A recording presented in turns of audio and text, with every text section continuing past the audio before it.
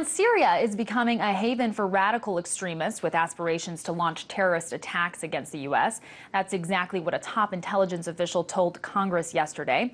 Here's what the Director of National Intelligence, James Clapper, told the Senate Intelligence Committee.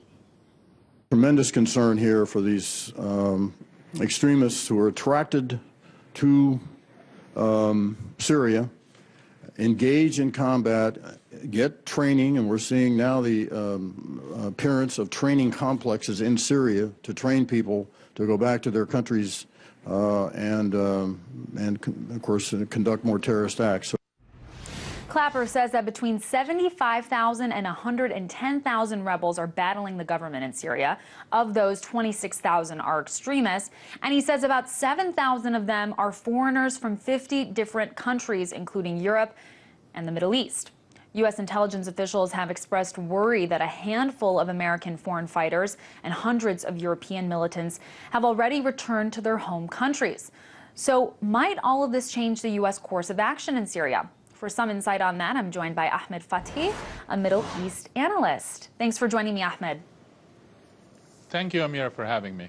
So Clapper says Syria is becoming a haven for radical extremists from all over the world. Is that something Americans should really be concerned about? Absolutely. The American government should be very concerned about what's happening in Syria. And on the other side, it is not a surprise. This is a standard operating procedures for Al-Qaeda and its affiliates. We have seen it over and over again. We have seen it in Afghanistan. We have seen it in Pakistan, in the FETA area, the federally administered tribal areas. We have seen it before in the 80s in the Sudan, when bin Laden went there and established training camps. And we saw it in Iraq from 2003 onward. So it's an ongoing, it's part of their operating procedure. They get a foothold on the ground, and then they start to develop from there. So definitely, U.S. intelligence community and security apparatus should be very, very concerned. Mm-hmm.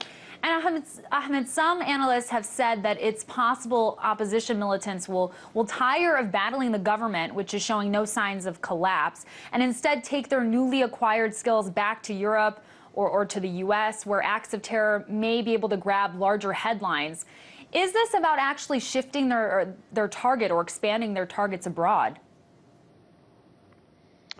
This is definitely a valid scenario, that these terrorists are going to be, at the end, going back to their countries.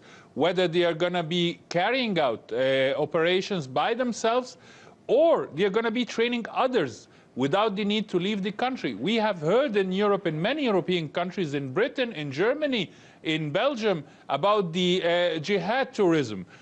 These people just average working, and then they take a vacation months or so, and then they flock to Syria. There have to be more vigilant approach and more careful screening at the countries bordering Syria. And I'm speaking here about Turkey, about Jordan, about Iraq, about who is coming in and where do they go after that. I'm sure that the security apparatus in Turkey or Jordan, for example, when they see this influx of young people and they all heading into the same direction to go to a border point crossing to Syria, this should be a red flag. I am surprised that it's not been tackled earlier on. Well, Ahmed, of course, the Syrian peace talks are ongoing in Geneva, but as we know, they've struggled a bit to actually get going off the ground. Would you say that this round of Geneva talks has helped bring the two sides any closer together? The first round in the Geneva talks did nothing in terms of tangible results. It only brought the two sides to agree to sit with each other. Maybe it's the early stages of the negotiations. I'm not expecting that the dispute that's been going on and the civil war that's been going on for 3 years is going to be solved in a week. But we hoped that the humanitarian aid would reach to the affected areas inside Syria based on the promises that the Syrian regime have made. Unfortunately, this has just have been talk. Still, the aid agencies are not able to reach to the areas affected. They are not able to distribute the food rations that much needed in areas like Homs, for example.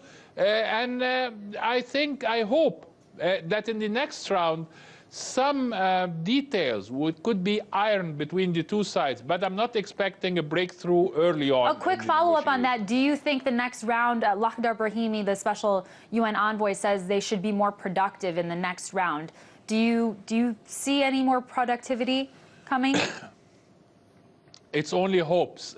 I share Lakhdar Brahimi hopes of being more productive in the second round, but it have to have two willing and able sides to negotiate and the political will. From what I have seen so far, the Syrian regime is trying to waste the time in rhetoric mostly, and it's a difficult process. Negotiation is not an easy task to undertake. We'll have to see if that rhetoric turns into action. Ahmed Fathi, a Middle East analyst, thank you. Thank you, Amira.